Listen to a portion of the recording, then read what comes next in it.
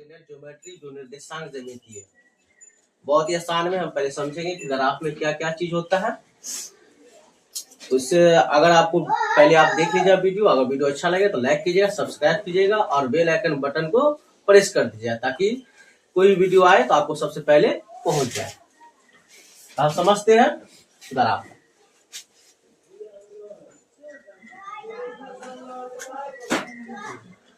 Graph में सबसे पहले हम समझेंगे क्या कि ये जो लाइन होती है, इस लाइन को हम लोग बोलते हैं एक्स एक्स, जिसको हम इंग्लिश में कहते हैं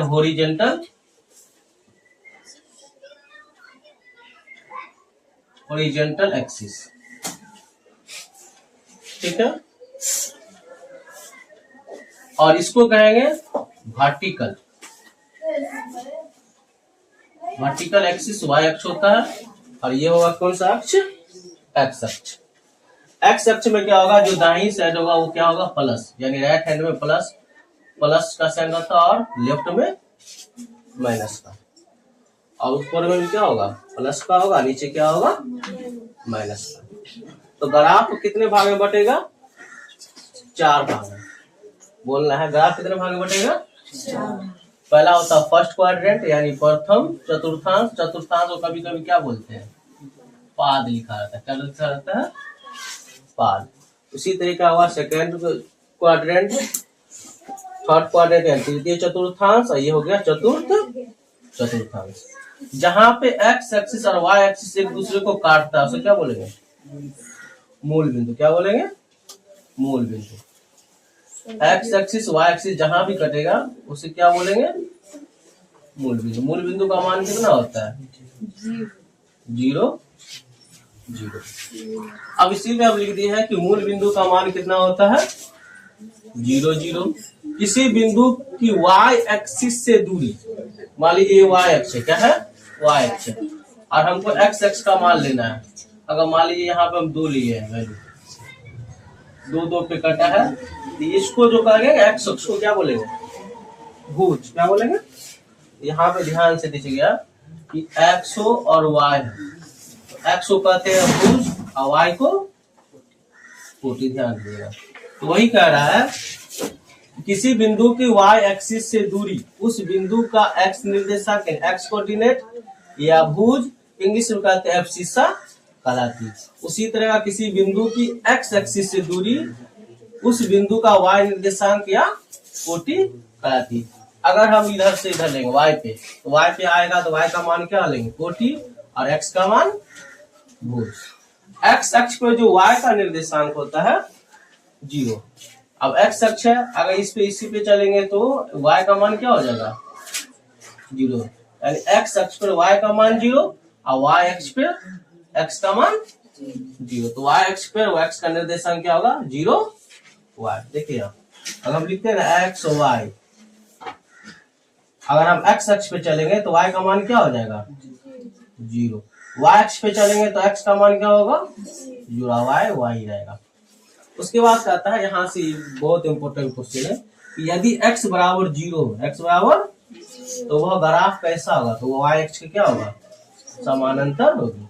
अगर x का बराबर 0 हो तो ये ग्राफ कैसे चलेगा? ऐसे चलेगा, y अक्ष के समानांतर, इस तरीका से।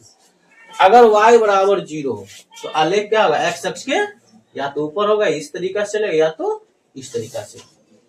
फिर से देखिए, यदि x बराबर 0 हो तो ग्राफ y एक्सिस क्या है? y एक्सिस होता है ना वर्टिकल लाइन, ये होगा ऐसे समांतर। अगर y बराबर 0 हो तो x एक्सिस समांतर, x एक्सिस ये होगा तो इसके समांतर ये लाइन ऐसे चलेगी। अब ये थोड़ा सा एक्स्ट्रा क्वेश्चन, यदि y बराबर ax² plus bx plus c, वहां पर आपको दे दिया रहा है कि a बराबर 0 हो नहीं हो तो आलेख कैसा होगा? तो याद रखिए परवलयीय होगा। क्या होगा? परवलयीय। अब थोड़ा सा यहाँ पे इसको समझिए कि फर्स्ट चतुर्थांश में साइन पूछेगा, तो देखिए x भी प्लस और y भी प्लस प्लस, इसमें भी x माइनस में और y, द्वितीय चतुर्थांश का सेकंड क्वाड्रेंट का क्या होगा? Sign minus plus. थर्ड का क्या होगा? माइनस माइनस, और फोर्थ का क्या होगा? Plus minus. क्वेश्चन कैसे पूछेगा आपको? क्वेश्चन रहेगा कि बताइए -2 और 3, -2 3 किस चतुर्थांश में, किस चतुर्थांश में? ऑप्शन रहेगा प्रथम, बी में द्वितीय, सी में तृतीय और डी में चतुर्थ। क्या होगा आंसर? माइनस और प्लस। प्लस का साइन दिखता होता नहीं, लेकिन माइनस का साइन हमेशा दिखता है। ये हो गया माइनस, ये हो गया प्लस, तो माइनस प्लस किस में आएगा? द्वितीय। आंसर क्या हो जाएगा? तो ये है फर्स्ट में प्लस प्लस, सेकंड में माइनस प्लस, और थर्ड में माइनस माइनस, और फोर्थ में प्लस प्लस। अब थोड़ा सा हमको देखिए दूरी निकालना, डिस्टेंस। मान लीजिए कोई एक बिंदु, दो बिंदु है, दो बिंदु x1 और y1 है। एक बिंदु है x2 और दूसरा बिंदु है y2। ठीक है, और इन दोनों के बीच हमको क्या निकालना है? दूरी निकालना है। तो डिस्टेंस फॉर्मूला होता है, दूरी का फॉर्मूला